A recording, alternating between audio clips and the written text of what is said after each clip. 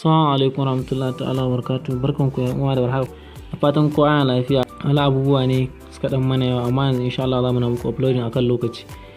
Kamar yadda kuka sani muna kan bidiyo akan darasi akan abin da ya shafi Binance, yanda ake trading a cikin Binance. To in ba ku manta ba mun yi muku bidiyo akan yanda za ka yi register kuma ka yi verify na account naka, wanda already anan da ga ma verify, wanda already normally shikenan ya riga ya verify. To anan muka tsaya, to yau za mu ci continue insha Allah rabbi daga inda muka tsaya. Kafin mu ci gaba da wannan tutorial in Allah idan wannan shine farkon zai daga channel ta Tablet, muna roƙon ka haɗu da alamun subscribe da kuma like, saboda haka ne da ba mu karfin gwiwa mu dinga muku uploading akan lokaci. Yawa kamar yadda kuke gani yanzu abin da za mu ci gaba akai shine za mu bayani akan wayannan features wayannan na kasan guda biyar, wannan za mu bayani ne akan su a yau insha Allah rabbi. Kamar yadda kuka gani nan da home ne, na aka ce home kuma kowa riga sani shine fuskan inda application yake cewa, amma dai mu yanzu za mu yi bayani ne akan daga market. Wannan inda ka zo ka taba wannan market din, a nan ne ake ganin ko duk wani coins da yake nan. Bari mu taba ku gani nan da kake gani, in kun kula a saman nan BNB gashi nan Bitcoin, wannan altcoin, wannan waya gashi nan coins ne da wanda duka zaka iya trading da su. To inda kun ga muna kan BNB ne, wannan coins ne zaka iya siyan su da BNB. Wayannan kun ga wannan yana faduwa ne, wannan ya tsaya, wannan ya faɗi, wanda ku gani da green wannan yana tashi, wanda kuka kuma baki wannan ya tsaya ne, baya tashi, baya wani ya dan tsaya zuwa wani lokaci, wanda kuka ga jannan kuma yana kan faduwa ne. To yanzu wanda kuka gani wayannan coins ne zaka iya siyan su duka da BNB. kun gan su na wayannan gaba daya wanda zaka iya sayan su ne da BNB, wanda ana trading da su da dama, kuma ana samun alheri sosai a cikin su. Wannan insha Allah rabbi a gaba za mu yi kokari mu dinga muku bidiyon da ake trading na sauran wayannan coins. To abu na gaba shine kamar yadda kuke wannan shi ma Bitcoin, in ka zo ka taba za a nuna ma duk wani coins da ake trading da shi. kun gan su na Bitcoin, kun gani Doge, BNB, Ethereum, XRP, ga sunan duk da yawa. Wannan su kuma duk da Bitcoin ake yin trading nasu. Kuma wani abu shine kamar misali a ce yanzu ka shigo cikin wannan naka, cikin Binance naka, sai ka taba market, duk coins da ka kalla a farko anan, to shine wanda yau ya dan yi tsada, ya zo da farko da kun ga na biyun sa. kun ga Doge, duka Doge wannan sati da ya wuce nawa ne, duka bai wuce naira 40 ba, amma ku dubo ya zama 170. kun gani yanzu yana faduwa yana tashi, kun gani gashi nan yana faduwa yana tashi. kun gani kuma BNB shi ma shine na biyu a yau, shi ma ya zama 224. kun ga Ethereum ma 972. to wannan shine coins da suka dan tashi a yau. in ka jajja kuma kasa za ga wasu wa'anda su kuma su ma dai da ana trading nasu, amma kuma ba su dan yi tsada ba, wanda kuma zaka iya siya ma kai holding nasu ka bari zuwa wani dan lokaci ka siyar ka samu riba. To wannan kenan. Dan an fi yin trading da BNB da USDT da kuma Bitcoin. To wannan bangaren da ya shafi market kenan. Idan kuma akwai wani coins da kake nema, zaka iya zuwa ka zo nan sai ka searching nashi, sai ka rubuta sunansa a nan wajen. in ka rubuta zai nuna maka, kuma zai nuna maka iya adadin coins da ake yin trading da shi duka zaka gani. To yanzu mu dai iya abin da muka yi bayani kenan a nan wajen. Idan mu da wanda bai gane wani abu ba zai iya mana comment a kasan description ko ya mana magana a WhatsApp. Sannan sai nan shine asali ma nan inda ake yin trading, nan trade gashi nan a rubuce in kun kula, nan shine asali inda ake yin trading kenan nan wajen, kamar yadda kuke gani. Amma kafin dai mu nuna muku, bari mu nuna muku kan wallet tukunna da farko. in ka zo nan wajen wallet, kamar yadda kuka gani, kun ga sun da mu namu sabon wallet ne, in ba ku manta ba da muka bude, kun gani babu komai a ciki. To spot wallet daga nan kun ga wannan overview, kun ga nan kuma spot, wannan magana nan future, nan P2P. to kowanne da amfaninsa, kuma kowanne da inda ake amfani da shi.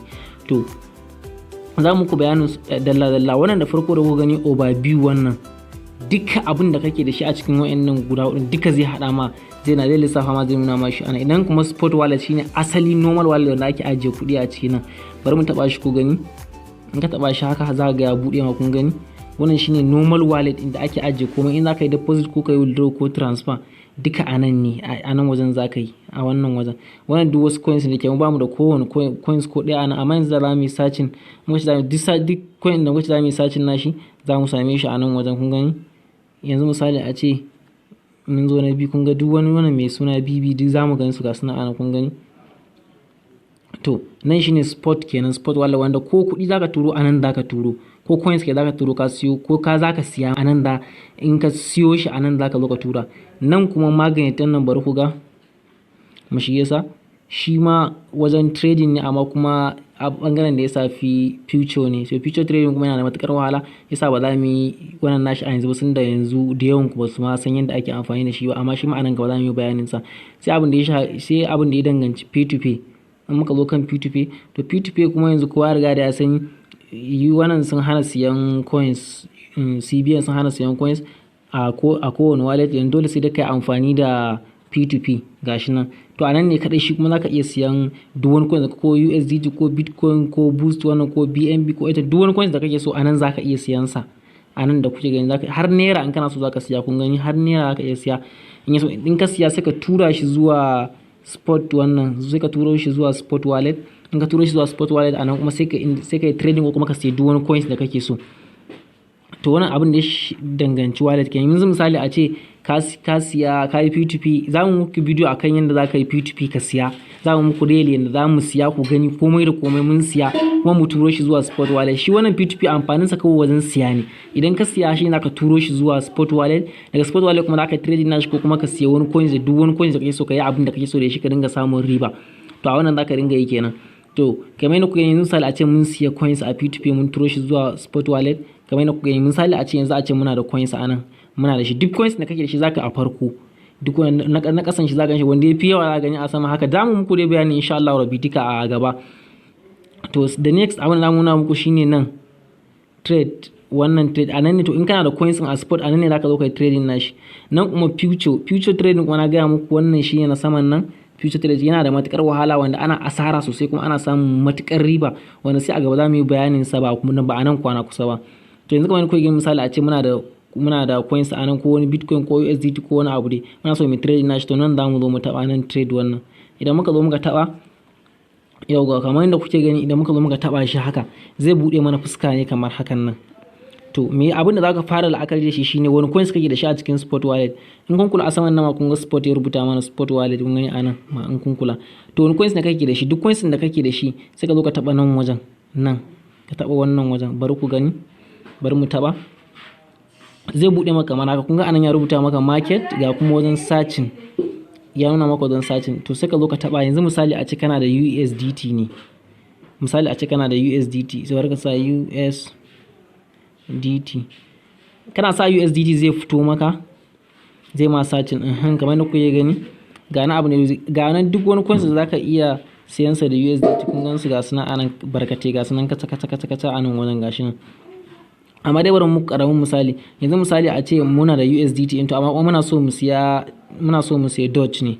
To kun ga in muka zo muka rubuta Doge anan a take zai bude mana, zai nuna mana za mu iya siyan sa da USDT, za mu iya siyan sa da Boost, za mu iya siyan sa da Bitcoin, ga wasu coins daban-daban za mu iya siyan sa da. Tunda mu to USDT muke da shi, in USDT ne zaka yi amfani da wannan, in Bitcoin ne gashi nan, in Boost ne gashi nan. Amma an fi amfani da USDT saboda shine normal coins wanda baya yawan fada, kuma ko da a ce ya fadi yana saurin tashiwa, dala kenan. Ko Bitcoin ma ba matsala zaka yi amfani da shi. To amma mu yanzu misali a ce muna da USDT, to za mu zo mu taba wannan USDT. Idan muka taba, dama mun faɗa muku ya riga mun zaɓe shi a matsayin wanda muke da shi za mu sai Doge kenan da shi. Shi za mu rubuta Doge sai ya nuna mana coins da muke sai mu zaɓa, sai ya nuna mana, kun ga anan gashi nan Doge/USDT, kun gani gashi nan anan. To yanzu mene zamu nan da kuke gani sune wa'annan sune da suke siyarwa, wa'annan kuma sune da suke siya. Menene farashin coins anan gashi nan? Anan yana naira 180, kun gani yanzu da 70 na ya kuma 80, kun gani. Anan kuma gashi nan yana ga farashin sa nan a USDT 0.3891 yana tashi yana hawa. To yanzu mu muke so mu yi misali. Misali a ce ina so in siya wannan USDT tunda yanzu yana kan 180. To sai ka zo ka taba wannan abun, ganin wani abu aro nan anan dan karami gashi nan. Sai ka taba shi nan, shine da ake duba chart kenan, chart na coins din.